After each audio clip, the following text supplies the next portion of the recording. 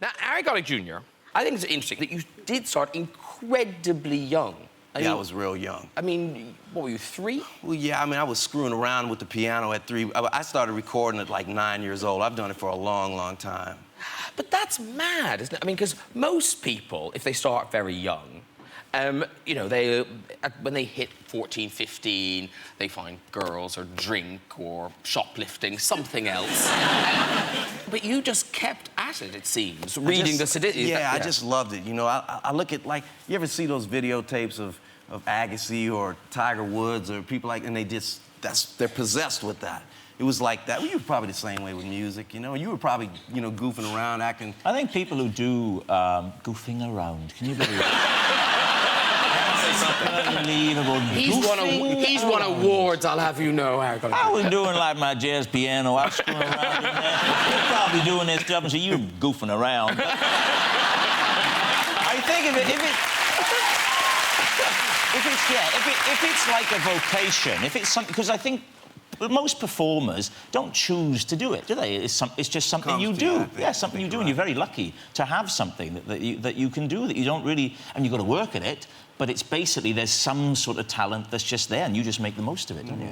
And because you were so young, what's weird is because you became successful very young, you overlapped with people you wouldn't expect you to overlap with. Like, you performed at Frank Sinatra's 75th birthday, didn't you? Yeah, that was really cool. I mean, it wasn't at the time, because I forgot all the words to the song. And, you know, it was intimidating. I was like 23, you know, and every great singer in the world was in the audience, you know, and he was sitting like right where you are, and I'm trying to sing the song, and Henry Mancini is conducting the orchestra, and I'm like, I just blanked. I didn't have anything to, and I stopped the band, and I said, Mr. Sinatra, I'm sorry, man, you know, I can't remember what I'm supposed to be doing up here, and I was intimidated. I don't get nervous, like, that's not my thing, but I was pretty nervous that day. And did you meet him afterwards? Did you get to... Yeah, well, I needed to go up to him and say, Mr. Sinatra, I'm a lot better than what I just showed you. I just want you to know that. You know, I needed to redeem myself, and I see him walking through the hotel with his wife, and he's going toward the elevator, and he's mad because they couldn't find his car, so he wasn't in the best of moods, and my wife, who was then my girlfriend, said, you better leave him alone, man. Like, don't bother him. I said, I gotta talk to him. I gotta go up to him and tell him I'm better than that. So the elevator doors open, he gets in with his wife and security, and then I get in there, and then the doors close, and I'm standing there looking at him. This is Frank Sinatra. And I said, Mr. Sinatra, I'm Harry Connick. I'm the guy who just sang to you. I just wanted to say, you know, I really get who you are, and I've studied your music, and blah, blah. I'm going on and on and on. So the doors finally, we get to the floor, the doors open. He looks at my wife, and he kind of cradles her face in his hands and goes, you're beautiful. And he kisses her right on the mouth and walks out. That was that. Fair enough. Yeah. It was a nice thing to do, I guess. Yeah, I mean, you know, and she still holds that over me, you know. She still, he kissed me, he didn't say anything to you, you know, so. Now, talking of singing at legends' birthday parties, Catherine Jenkins has also sung at a legend's birthday party.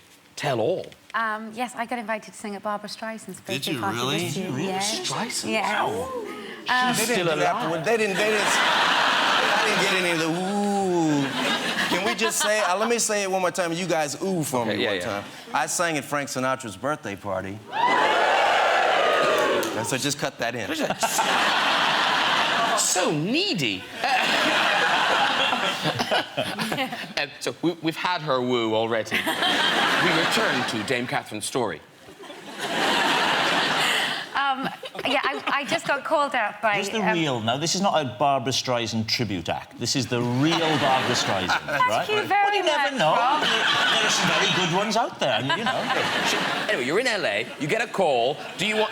Did they say, do you want to go? Like, was it the same way? Yeah, I had just arrived in LA, so I was totally jet-lagged, and David Foster, who made my new album, he called me up and said, I can't remember if you like Barbra Streisand or not. And I'm a huge Barbra Streisand fan, so of course I was ready as quickly as you can be, because he said, it's her birthday party, do you want to come?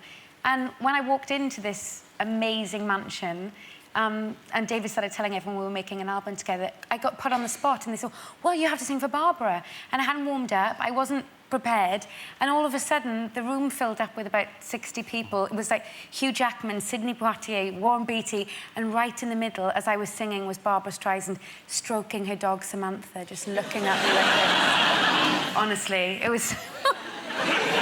Yeah, I think I looked calm on the outside, but on the inside it was not, Well, what did you sing? Yeah, I was going to say, what did you give her? Well, David and I, we couldn't think of anything to do, so I just sang the classical. I did O mio bambino caro, and then I sang Happy Birthday to her. But it was just one of those things where I just got totally put on the spot, and, you know, it was brilliant, because I'm such a massive fan of his. Now, so, Legend's birthday party, Legend's birthday. Rob goes one better. Oh, here we go. He duets with a legend at his own birthday party. No. Hang on. Shaking Stevens. Yeah. There's nothing wrong with that. No one else got a round of applause. Frank and Barbara, they got a bit of a woo. Yeah, so he was there, and the funny thing about it was that also, I don't want to come across as Mr. Name Dropper, but Streisand, Sinatra, I'm dropping Stevens and Ronnie Corbett. So Ronnie Corbett was there. So I said, isn't this lovely? I said, that I'm so lucky that my friends would come to my party. Shaky and Ronnie in the same room. It reminds me of a joke that Ronnie once said. And Ronnie Corbett did say this joke. He said, I'll never forget the day, he said. He said, now, you don't realise this, that's a bloody good impression. He said, I'll never forget the day. He said, I've not been so nervous, he said. It's really good.